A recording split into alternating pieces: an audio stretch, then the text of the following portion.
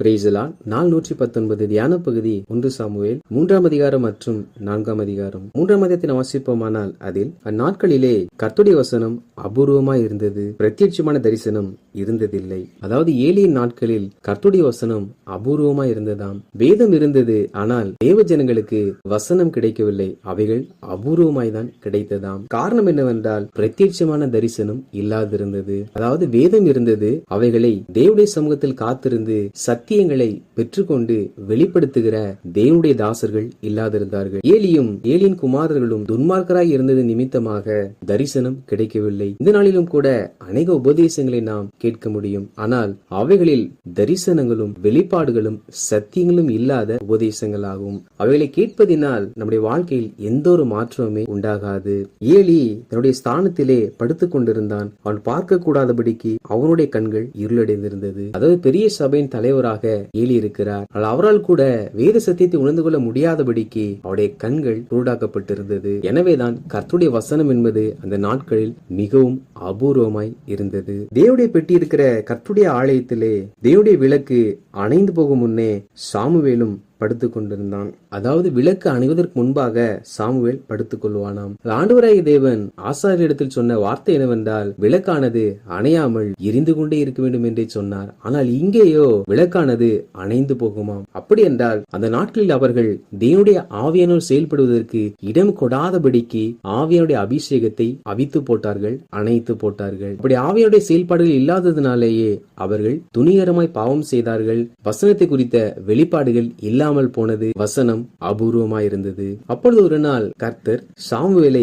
கூப்பிட்டார். சாமுவேலோ தேவனை அறியாதிருந்தபடியினால் ஏலியிடத்தில் போய் என்னை கூப்பிட்டீரே என்பதாக சொல்லுகிறான். ஏலியோ நான் உன்னை கூப்பிடவில்லை, நீ போய் படுத்துக்கொள் என்பதாக சொல்லுகிறார். இப்படியே 3 முறை சாமுவேலை கர்த்தர் அழைக்க சாமுவேலோ ஏலியிடத்தில் வந்து நின்றார். ஏலியும் 3 தடவையும் இதே பதிலை சொல்லி கர்த்தர் சாமுவேலோடு பேச விரும்புகிறார் என்பதை ஏலி அறிந்து கொண்டார். எனவே ஏலி சாமுவேலை அழைத்து, நீ போய் படுத்துக்கொள், உன்னை கூப்பிட்டால் கர்த்தாவே சொல்லும், அடியேன் கேட்கிறேன் என்பதாக நீ சொல் என்பதாக சொல்லி சாமுவேலை நித்திரைக்குள்ளாக அனுப்புகிறார். சாமுவேல் மறுபடியும் போய் படுத்துக் கொள்ளும் பொழுது கர்த்தர் வந்து சாமுவேலே சாமுவேலே என்று கூப்பிட்டார். அதற்கு சாமுவேல் சொல்லும், அடியேன் கேட்கிறேன் என்றான். முன்பும் கர்த்தர் கூப்பிட்டார், ஆனால் அதுக்கு பிற்பாடு எந்த ஒரு வார்த்தையும் கர்த்தர் சொல்லவில்லை. காரணம், சாமுவேலுக்கு தேவன் யார் என்று அறியவில்லை. ஆனால் இங்கே சொல்லும் அடியேன் கேட்கிறேன் என்று சொன்ன பிற்பாடு கர்த்தர் அநேக வார்த்தைகளை பேசுகிறார். நாமும் கூட ஆண்டவர் என்னோடு பேசும் என்பதாக சொல்லுவோம். சொல்லிவிட்டு நாம் அவர் சமூகத்தில் காத்திருந்தால்தான் கர்த்தர் நம்மோடு பேசுவார். ஆண்டவர் என்னோடு பேசும் என்று சொல்லிவிட்டு நாம் தேவ சமூகத்தை விட்டு எழுந்து நம் வேலைகளை செய்ய செல்வோம் என்றால் கர்த்தர் யாரிடத்தில் பேச முடியும்? எனவே கர்த்தருடைய சத்தத்தை கேட்க விரும்புகிற தேவ பிள்ளைகளாகிய நாம் கர்த்தாவே என்னோடு பேசும் என்று சொல்லி நாம் ஒரு பாதத்தில் அமர்ந்து அவர் சத்தத்தை கேட்கிறவர்களாய் காணப்பட வேண்டும். அப்படி நாம் அமர்ந்திருக்கும் பொழுது நிச்சயமாய் கர்த்தர் நம்மோடு பேசுவார். அப்பொழுது கர்த்தர் சாமுவேலை நோக்கி, இதோ நான் இஸ்ரவேலில் ஒரு காரியத்தை செய்வேன், அதை கேட்கிற ஒவ்வொருடைய 2 காதுகளிலும் அது துணித்துக் கொண்டே இருக்கும். அப்படி அவர் என்ன செய்ய போகிறார் என்றால், ஆண்டவராய் கர்த்தர் ஏலி குடும்பத்துக்கு விரோதமாக சொன்ன அந்த தீங்கை அந்த குடும்பத்தின் மேல் வர பண்ண போகிறாராம். காரணம், ஏலி தன் பிள்ளைகள் செய்த தவறுகளை அறிந்திருந்தும் அவர்களை அடக்காமல் போனாராம். இது நிமித்தம் அவர்கள் மேல் நியாயத்தீர்ப்பு செய்வேன் என்பதாக கர்த்தர் சொன்னார். அப்படி என்றால் தேவ பிள்ளைகளாகிய நாம், தேவன் நமக்கு கொடுத்த பிள்ளைகளை நாம் அடக்கி ஆள வேண்டும். நம்மால் அவர்களை அடக்க முடியாவிட்டால் நாம் தான் பிள்ளைகளை வளர்ப்பதில் தவறு செய்கிறோம் என்பது தேவன் ஏலிக்கு விரோதமாய் சொன்ன வார்த்தையினால் நம்மால் அறிந்து கொள்ள முடிகிறது. பிள்ளைகளை நாம் அடக்கி வளர்க்காவிட்டால் அவர்கள் அடங்க மாட்டார்கள். அவர்கள் அடங்காவிட்டால் அவர்களை நல்ல பாதையில் நம்மால் நடத்த முடியாது.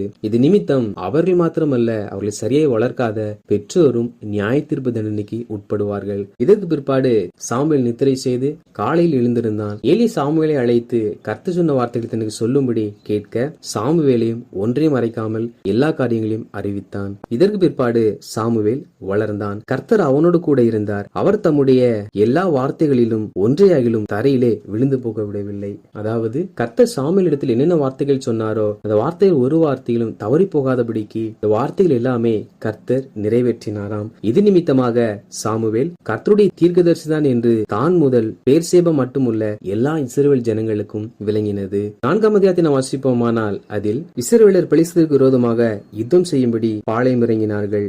யுத்தம் ஆரம்பித்த போது இஸ்ரவேல் ஜனங்கள் ஜனங்கள் பெலிஸ்தர்கள் முன்பாக முறியடிக்கப்பட்டார்கள். அந்நாளில் ஏறக்குறைய 4000 பேர் வெட்டுண்டு போனார்கள். அப்பொழுது இஸ்ரவேல் ஜனங்கள், கர்த்தர் பெலிஸ்தர் முன்பாக நம்மை முறியடித்தது என்ன?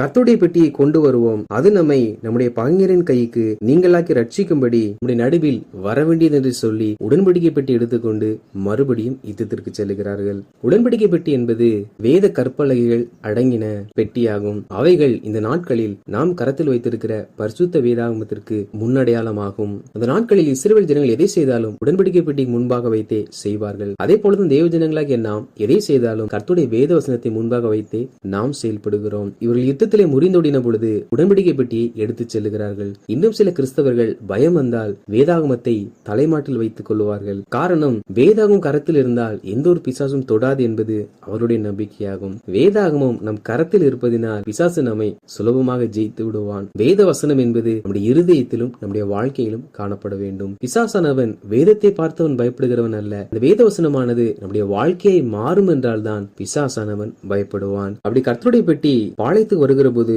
இஸ்ரவேல் ஜனங்கள் பூமியை அதிரத்தக்கதாக மிகவும் ஆர்ப்பரித்தார்கள். அந்த ஆர்ப்பரிக்கை சத்தத்தை கேட்ட பெலிஸ்தர்கள் தேவனுடைய பெட்டி பாளையத்துக்கு வந்ததை புரிந்து கொண்டார்கள். அப்பொழுது பெலிஸ்தர்கள் பயந்து, ஐயோ, அந்த மகத்தான தேவர்களின் கைக்கு நம்மை தப்புவிப்பவர் யார்? எகிப்தியரை சகலவித வாதைகளினாலும் வனாந்திரத்திலே அடித்த தேவர்கள் இவர்கள்தானே என்று சொல்லி உடன்படிக்கை பெட்டி பாளையத்துக்கு வந்ததை குறித்து பயந்தார்கள். இன்றும் கூட வேதாகமத்தை கண்டு பயப்படுகிற அநேகர் இருக்கிறார்கள். நாம் கைப்பிரதி மூலமாய் கர்த்தருடைய வசனத்தை கொடுக்கிறோம். அது ஒரு காகிதத்தில் எழுதப்பட்ட வார்த்தைகள் தான். ஆனால் அந்த வார்த்தைகள் கொடுக்க கூடாதபடிக்கு அநேக இடங்களில் தடை செய்கிறார்கள். காரணம், இந்த வார்த்தையை பார்த்தால் அவர்களுக்கு ஒரு பயம். ஏனென்றால் இந்த வார்த்தையை வாசிக்கிறவன் இந்த வார்த்தையை நம்பி மாறிவிடுவான் என்பதாக பயப்படுகிறார்கள். இந்த தேவ ஜனங்களுக்கு வேத வசனத்தின் மேல் இருக்கிற பயத்தையும் விசுவாசத்தை காட்டிலும் தேவனை அறியாதவர்கள் தேவனுடைய வேதத்தை குறித்து அதிகமாய் பயப்படுகிறார்கள்.